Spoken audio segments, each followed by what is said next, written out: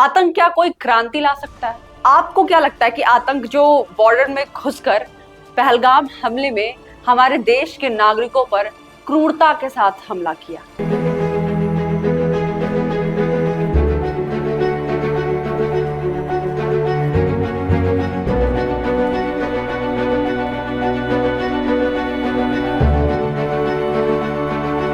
या आतंक से मुझे नहीं पता आप क्या समझते हैं, लेकिन लाल आतंक का नाम आपने सुना कभी? अब लाल आतंक के नाम से अगर आपको जानकारी हो तो नक्सलाइट या फिर नक्सलवादी हमला ये जुबान पर आता है। आतंक से आप क्या समझते हैं? जहां लाल आतंक का एक समय पे राज हुआ करता था, आज वहां तिरंगा शान से लहरा रहा है। नमस्कार, आप देख रहे हैं नेक्स्ट जन ब्रॉडकास्ट। मैं हूं अनीशा। आपको बता दें, छत्तीसगढ़ और तेलंगाना की सीमा पर कुरडगुट्टालू पहाड़ पर चला अब तक का सबसे बड़ा ऑपरेशन है। 24 दिन तक जंगलों में गूंजती गोलियों की आवाज और उसका नतीजा यह हुआ कि 31 नक्सली ढेर हुए। 16 महिला और 15 पुरुष नक्सली अब इतिहास का हिस्सा है। लेकिन सवाल यह है कि आखिर ये नक्सलवाद है क्या? कब शुरू हुआ, कैसे फैला और आज इसकी क्या हालत है? आइए समझते हैं देश के सबसे लंबे और अब कमजोर पड़ते सशस्त्र विद्रोह की पूरी कहानी। सबसे पहले बात करेंगे कि आखिर नक्सलवाद क्या है और कैसे शुरू हुआ। साल 1967 था। भारत की आजादी को 20 साल हो चुके थे, लेकिन देश के कई हिस्सों में आजादी का मतलब सिर्फ कागज पर ही था। पश्चिम बंगाल के दार्जिलिंग जिले के एक छोटे से गांव नक्सलबाड़ी में किसान जमींदारों और पुलिस के दोहरे शोषण से परेशान थे। यहाँ गरीब आदिवासी और खेत मजदूर अपनी ही जमीन से बेदखल कर दिए जा रहे थे।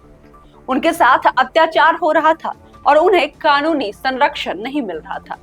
यहीं से शुरू हुई एक छोटी सी चिंगारी, जिसने आने वाले दशकों तक भारत की आंतरिक सुरक्षा को हिलाकर रख दिया। चारू मजुमदार और कानू सान्याल जैसे नेता उस वक्त जमींदारी प्रथा और सरकारी शोषण के खिलाफ हथियारबंद लड़ाई की बात करने लगे।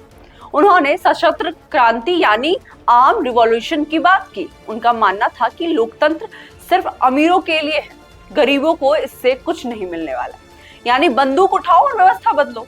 यही नक्सलवाद का मूल विचार था। और मई 1967 में एक जमींदार के खेत से जब एक गरीब किसान को जबरदस्ती हटाया गया और पुलिस ने उस पर गोली चला दी तो गांव में बगावत हो गई। किसानों ने भी हथियार उठा लिए, धनुष बाण, लाठियां और जो कुछ भी हाथ में था।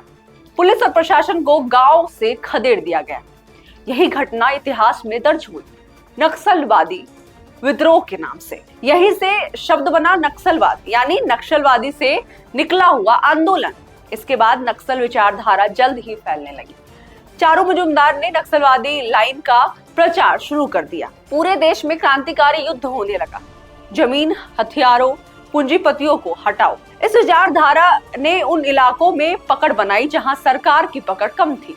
वहां नक्सली आसानी से लोगों को हथियार बंद बना लेते थे। जैसे कि बात करूं बिहार के भूमियार जमींदारों के खिलाफ लड़ने वाले इलाकों में, झारखंड के खनिज संपदा वाले आदिवासी इलाकों में, ओडिशा और छत्तीसगढ़ के जंगलों में और महाराष्ट्र के गढ़चिरौली जैसे पिछड़े जिलों में।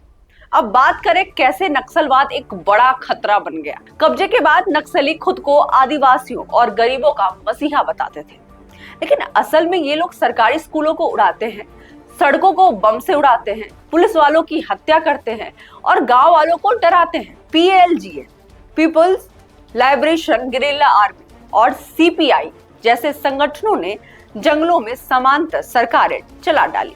भारत सरकार ने इन्हें देश की आंतरिक सुरक्षा के लिए सबसे बड़ा खतरा माना। लेकिन बीते कुछ सालों में तस्वीर बदल रही है। अब सरकार ने नक्सल प्रभावित जिलों में न सिर्फ ऑपरेशन तेज किया है, बल्कि सड़क, स्कूल और मोबाइल टावर जैसी सुविधाएं पहुंचाई है। ड्रोन, सैटेलाइट मॉनिटरिंग, सीआरपीएफ की कोबरा यूनिट और खुफिया तंत्र ने नक्सलियों की कमर तोड़नी शुरू कर दी है। आपको याद होगा, हाल ही में पाजीपुर में 22 नक्सली मारे गए और अब करेगुट्टा में 31 नक्सलियों की सफाई। और इसमें सबसे खास बात यह है कि एक भी जवान शहीद नहीं हुई। इस पर गृह मंत्री अमित शाह ने कहा, जहां कभी लाल आतंक का राज था, आज वहां तिरंगा लहरा रहा है। ये ऑपरेशन सिर्फ एक सैन्य कार्रवाई नहीं, बल्कि नक्सलवाद के खिलाफ एक मनोवैज्ञानिक जीत है।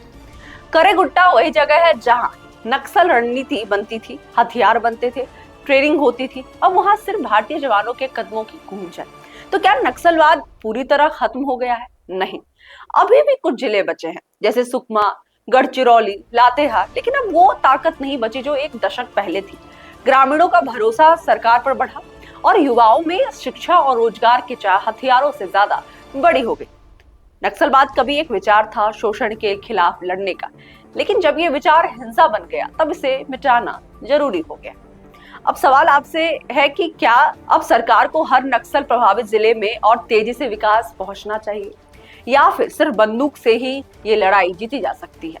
अपना जवाब नीचे कमेंट करें और अगर आपको ये जानकारी जरूरी लगी तो वीडियो को लाइक करें और शेयर करें। तब तक के लिए नेक्स्ट जेन ब्रॉडकास्ट के साथ बने रहें। मैं हूं अनीशा, मिलती हूं आपसे अगले वीडियो के साथ।